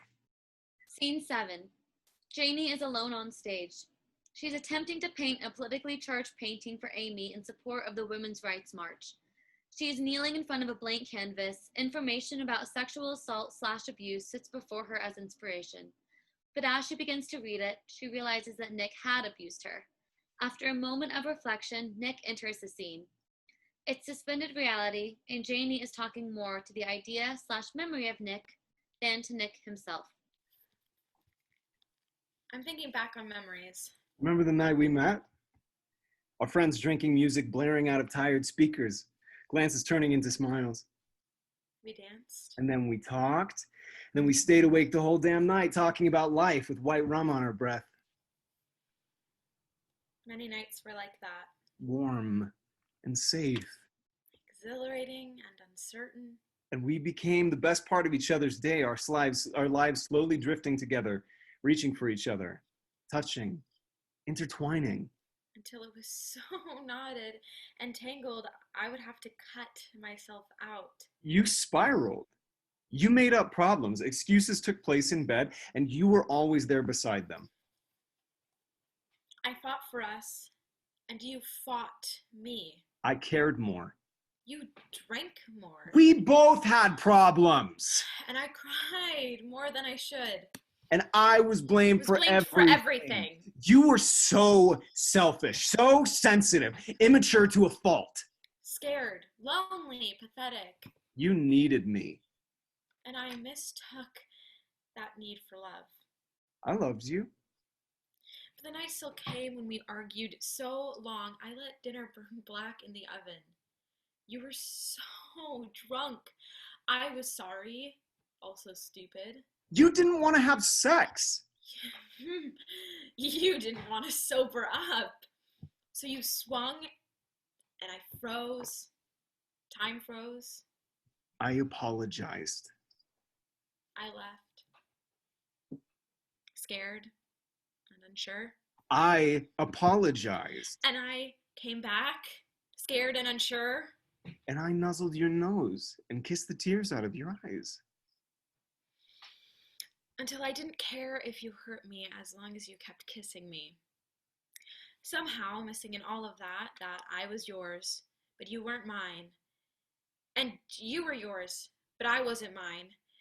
And I began to realize that I'm not very smart, just like you taught me. And I began to spiral, just like you taught me. And I began to hurt so badly, just like you taught me. Until I left. And I came back to an empty house, empty beer cans, empty bed. But I came home with a full heart, fully my own, full of hope. I didn't understand what it meant, only that it mattered, and only that I cried. First from sorrow, and then from joy, at the idea of finally belonging to myself. Scene 8. Mia frantically knocks on the door of her and Molly's apartment. Amy and Matthew are with her. They are coming from the Women's Rights March. Lucy and Molly are hanging out in the apartment. It's Mia. Let us in. I forgot my key. Okay, just a sec. She opens a door. Mia, Amy, and Matthew come in carrying signs. Everything okay? Matthew takes Amy into another room to get her some water. Yeah, Amy just got a little freaked out at the protest. Oh. Well, it must have been pretty triggering. It was, but luckily we live super close. We brought her here so she could calm down. Amazing that she wanted to go and support the cause, but she should have given herself more time to really deal with it. It was her choice, and you never know. It could have helped her.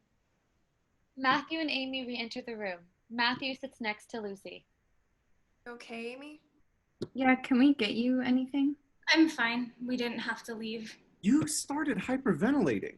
I was fine. A little hot, but fine. Bullshit. Okay, whatever, Mia. Hey, we're just looking out for you. We've all been there. It's not a big deal, but you don't have to act like we're the ones with the problem. I'm sorry. Okay? But I wanted to actually do something positive today. And here we are, still in the fucking negative. Well, take a second, get some water, and if you want, we'll all go back with you. I'll even text Janie. Don't bother. Okay. I wanted to stand up for women. I wanted sexual assault to be talked about and convictions to be made, because then maybe it would stop, and then women, well, actually, then people wouldn't have to go through what I went through, and then maybe what I went through wouldn't be this awful negative thing. Because if I can make it go away, I can at least make it something positive, right? I can make it have a reason. I really admire that you're trying to turn a negative into a positive, but you shouldn't feel that pressure. It's not your responsibility. It's okay not to be okay, and I think letting it be negative gives you the perspective that you need to heal. Yeah, like, I've always hated when people try to justify shit with everything happens for a reason. Because, yeah, it might have a reason, but who said that reason was good enough? Janie enters carrying a painting she made. There's also the every rose has its thorns thing. Like, why are we encouraging people to just accept bad circumstances when change is possible? Nick sure had his thorns. Everyone turns and notices Janie. Hey. Hey, I was heading to Amy's when Mia texted me. She said I should come here instead. Janie hands the painting to Amy. It's not finished. You started. I felt bad about what happened. I wanted to show you that I do support you. And as I was trying to make this, It's okay. I realized you were right. Okay, Janie, I know. About me and Nick, I am a victim. Well, okay, no, I'm a survivor, not a victim. And I wanted to talk to you, except this time I'll actually listen. Janie and Amy embrace. I'm gonna talk to Janie outside. They begin to exit.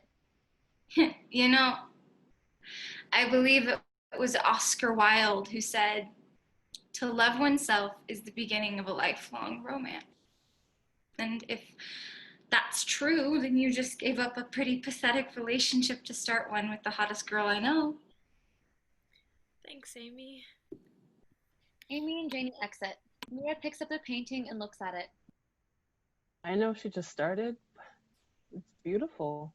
Scene 9. Molly and Mia are sitting outside their apartment, perhaps the balcony or a front stoop. Molly is getting a little high on pot, but it's clearly more medicinal than recreational. It's a beautiful summer evening. Honestly, you're doing a lot better than I thought you'd be. I mean, you saw me. I was a mess for weeks after I found out. Yeah, but something's changed. Are you planning to audition for more companies or something? Actually, I wasn't going to tell you yet, but I applied to go to school instead. I was thinking maybe I'd finally go to college. What? Are you serious? Molly, that's amazing. But I thought you'd always said getting a degree in ballet was a little pointless. I'm not going for ballet. I've actually applied to be an arts administration major. Oh, wow. You know, I could really see you be doing really good at that. Plus it, it would also be much less pressure than performing. That's exactly what I was thinking. I've always been obsessed with the idea of being a professional ballet dancer, and I love it. But ballet doesn't always love me. And it was getting to the point where I would do anything to make my body look and perform perfectly. It just wasn't healthy anymore. I'm happy you're finally making healthy choices. It was a hard decision, but my mental health has already been so much better. How'd you do it? Do what? Give it up? Cut out the bullshit? I started a new therapy. It's called neurofeedback. It sounds a little One Flew Over the Cuckoo's Nest, but it's not. I'm still trying to figure out how to cut out the bullshit. Yeah? Yeah. I got accepted to this amazing study abroad program for soccer in Germany, but my granddad said no, because he said no one will be there to look after him, so he won't support me going. Oh. He's pissed. Oh, I want to go so bad, but without his support, I don't know how I'm gonna pay for it, let alone for all the other shit he pays for. I can help you apply for scholarships. Thanks. And if you bring Jin, we can bribe Amy to help too. I think you should go. I think I should too. He doesn't get to control you. Ballet controlled my life for so long. I remember lying awake for hours running the Paquita variation over and over again in my head. And finally, I remember thinking, I would give up anything to be perfect, but I would give up everything to not have to be.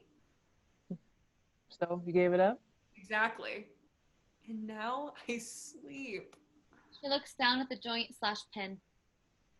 Did I tell you I slept through the night last night? A full 8 hours. Without dreams. Mia is in the space with the therapist. Let me tell you a secret, Mia. What you experience in here has only a fraction of the value of what you experience out there. I can give you tools. I can give you a space to talk and work through things. But outside this office is really where you're going to heal. So you think I should go to Germany? I think you should experience life without limitations, whether those limitations come from mental illness or from a grandfather who's acting like ein Arschloch. Scene 10. Lucy is with the therapist in their office. A vase of flowers sits on a table. I have this friend, Matthew. We've known each other for a couple of years now, and there's always been something there romantically. But I was so messed up from the accident, he knew that, so it never happened. But recently, we actually committed to a relationship, and it's really stable, but we're both already so in love, it's scary. If it's so stable, why is it scary? Well, for one thing, I could genuinely see myself marrying him. Not that we're there yet, it's just that I haven't even graduated college yet. And it feels like there's so much time to change again. I'm sure you will change again. And if your love can't survive change, then it's probably lust, not love. But it is love. Did you know, okay, this is so stupid. The first time I ever knew I loved him, we were standing in his kitchen at midnight, and he was butt naked, pouring a protein shake into an empty yogurt container that he was using as a cup. It was so utterly ridiculous and so Matthew, and in that moment, I just knew. Well, it's clear that he makes you happy. But I would advise you to be cautious. How has your mental health been since you started dating? Better. For one thing, I actually sleep when he spends the night, which I almost never do on my own. But I'm also drinking less. I'm motivated more. I can enjoy holidays and big events without getting hung up on the fact Mom and the boys aren't there. Do you think your mental health is dependent on him? If he goes away, will the stability go away too? Actually, I don't think so. My mental health has improved because of him, but I don't actually think it's dependent on him. It's more that he motivates me to fight, to be happy on my own, so that I can share that happiness with him. And before him, I really couldn't imagine a future. Everything just felt too uncertain. But now I've started having daydreams about getting married, buying a house, and having kids. And even if it's not with him, I've realized that I want that.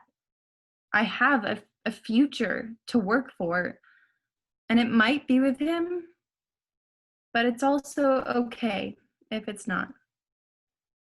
Well, that's an improvement in and of itself. The Lucy I knew a few months ago demanded answers. You needed that certainty. Well, that's an improvement. Or I still like that certainty, but I'm getting more patient. I'm also just excited to see what happens next in my life. For once, I'm thinking it could be really good. The light changes and Lucy is alone on stage. Lucy crosses to the vase of flowers on the table.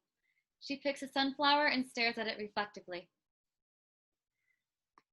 Walking through my home, I saw flowers everywhere. On every table, cluttering the counter, lined up against the wall and crammed into corners.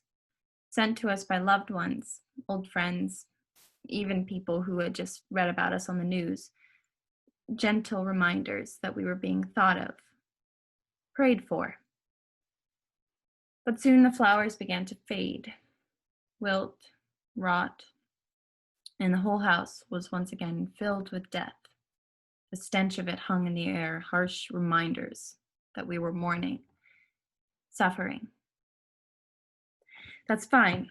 Throw those away, buy more. Bring fresh flowers in, perfume the air, brighten the room. Surround myself with life. And when they wilt, I'll do it again. And again, it's a cycle, after all. No bouquet is very special. No sense in growing too fond when I anticipate that this one will wither away too. And of course it does. And I was only proven right.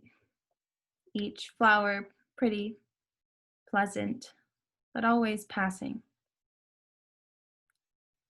Then one day, he gave me a flower.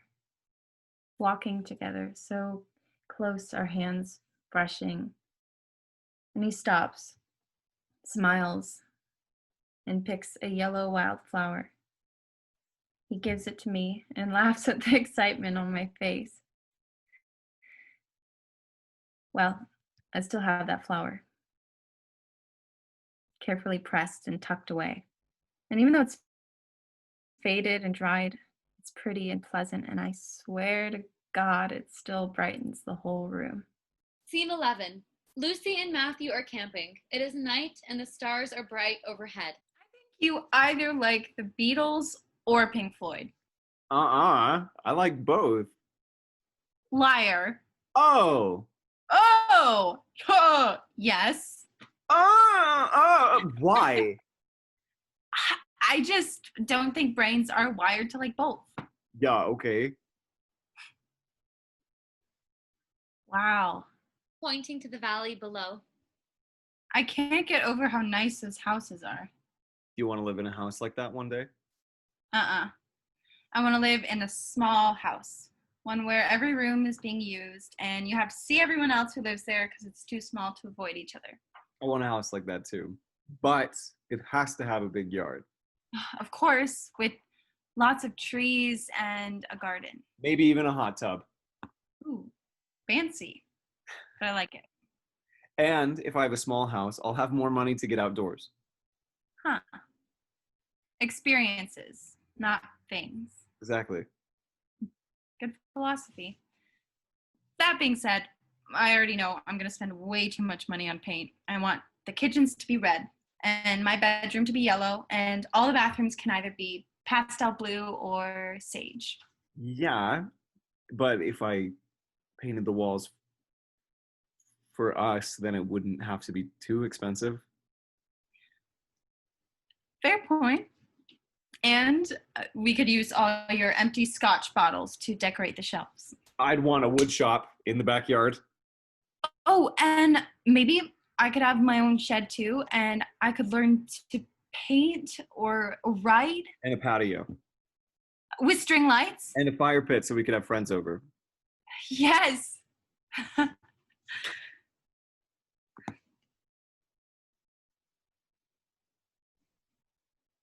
Oh, do you see those 3 stars?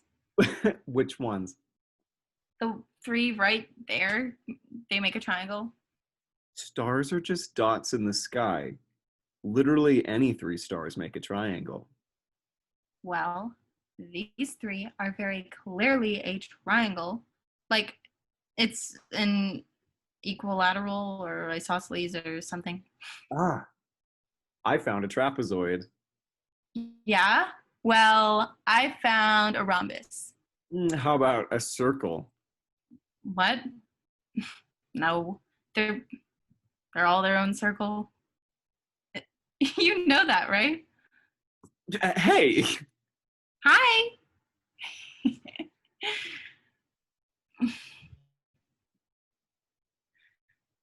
Have you ever stared at a star thinking how beautiful it was and then realized it was just an airplane?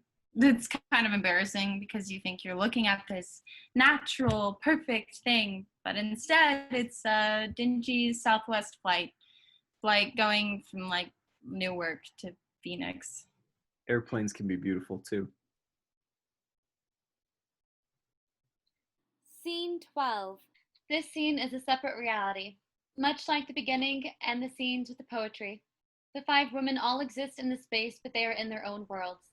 As always, the therapist is also in the space, observing all the women they have helped. Lucy is sitting with Matthew, quietly talking and doing a puzzle. Amy is sitting alone, drinking a gin and tonic. She is lost in thought. Mia is sipping tea while she does her nails and watches TV. Molly is organizing her day planner for her coming college courses. A stack of books sits nearby. Janie is on a date. After a moment passes, Lucy, Molly, Mia, and Janie stand and speak. Amy speaks but remains seated. It's hard to ignore the thorns, the weeds. But it's harder still to get them out.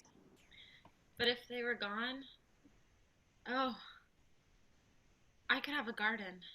Strong roots. And a place for the sun to give light to my heart. The stage goes dark except for a small spotlight on the therapist. The therapist continues to write notes as the stage light completely fades out. Blackout.